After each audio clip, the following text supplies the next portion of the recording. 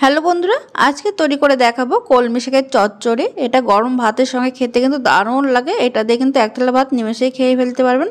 দেখুন এখানে কলমি শাক ভালো করে ধুয়ে কেটে রেখেছি।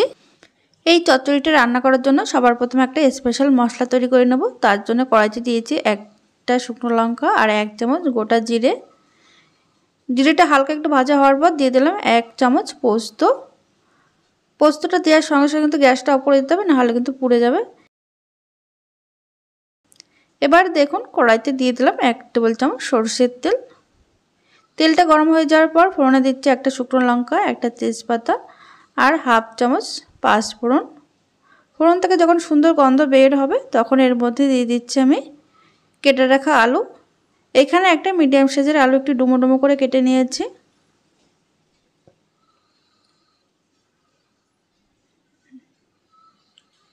আলুটা দিয়ে 1 মিনিট নাড়াচাড়া করে নেওয়ার পর এবার এর মধ্যে দিয়ে দিচ্ছি কেটে রাখা বেগুন। তারপরে দিয়ে দিলাম 1/2 চা চামচ নুন আর সামান্য একটু হলুদ। নুন আর হলুদ দিয়ে আলু আর বেগুনটা কিন্তু খুব সুন্দর করে ভেজে নিতে হবে। দেখুন আলু আর বেগুন কিন্তু একটু লাল করে ভাজা হয়ে গেছে।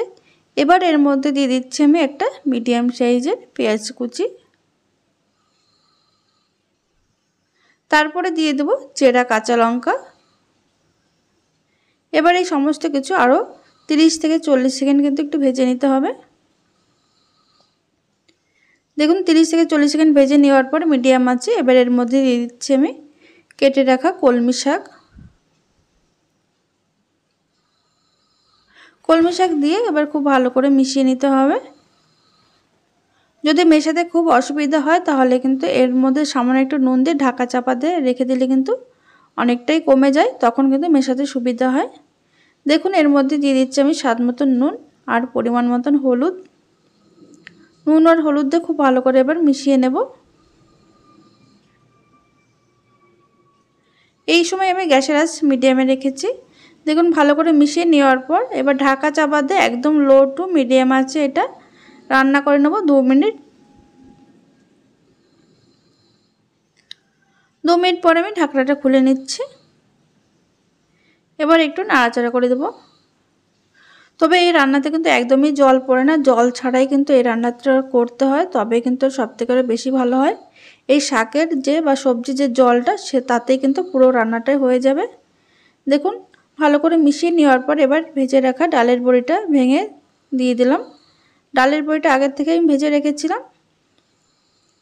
সমস্ত কিছু খুব ভালো করে মিশিয়ে নেওয়ার পর উপর থেকে দিয়ে দিলাম সামান্য একটু চিনি।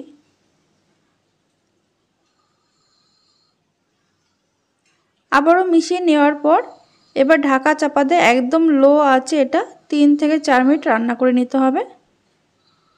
এই লো আছে রান্নাটা পুরোপুরি হবে। দেখুন 4 মিনিট পর আমি ঢাকনাটা খুলে নিয়েছি। এখানে কিন্তু আলু বেগুন আর শাকটা খুব সুন্দরভাবে সিদ্ধ হয়ে গেছে। খুন্তি দিয়ে 2-1টা আলু এইভাবে যদি ভেঙে দেওয়া হয় তাহলে একটু বেশ মাখো মাখো হয়। দেখুন ভালো করে মিশিয়ে নেওয়ার পর এবার এর মধ্যে দিয়ে দেবো আমি আগের থেকে ভেজে রাখা সেই ভাজা মশলাটা, যেটা জিরে আর পোস্ত শুকনো কলায় ভেজে গুঁড়ো করে নিয়েছি। এইভাবে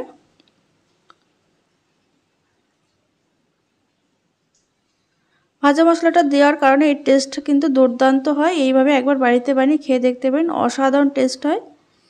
দেখুন ভাজা মশলাটা দিয়ে খুব ভালো করে মিশিয়ে গ্যাসটা কিন্তু অফ করে দিতে হবে। এটা কিন্তু একদম রেডি। গরম গরম ভাতের সঙ্গে খেয়ে দেখুন, জাস্ট মুখে লেগে থাকবে। এটা গরম ভাতের সঙ্গে যেমন ভালো লাগে তেমন ডাল ভাতের সঙ্গে খেতে কিন্তু দারুণ লাগে। দেখুন একদম রেডি হয়ে গেছে আমাদের কলমি শাকের চচ্চড়ি। তাহলে বন্ধুরা আজকের এই কলমি শাকের চচ্চড়ির ভিডিওটি যদি ভালো লেগে থাকে তাহলে লাইক কমেন্ট শেয়ার করতে ভুলবেন না। আর যারা নতুন বন্ধু চ্যানেলটিকে সাবস্ক্রাইব করেননি এখনও অবশ্যই সাবস্ক্রাইব করে পাশে থাকবেন। আর আপনারা বানিয়ে আমাকে জানাতে ভুলবেন না কেমন হয়েছিল।